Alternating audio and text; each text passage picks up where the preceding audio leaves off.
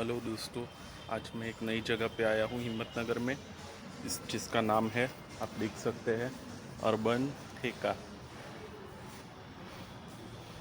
यहाँ मैं कुछ नया ट्राई करने वाला हूँ और चलो आइए साथ में मिलकर ट्राई करते हैं।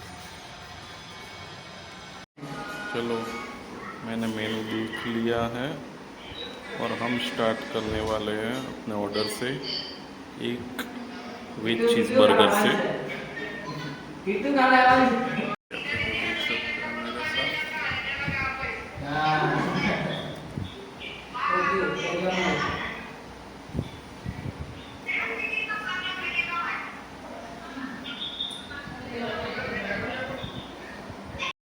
हेलो दोस्तों, मेरा ऑर्डर आ चुका है और अब मैं जल्दी बर्गर खाने वाला हूँ।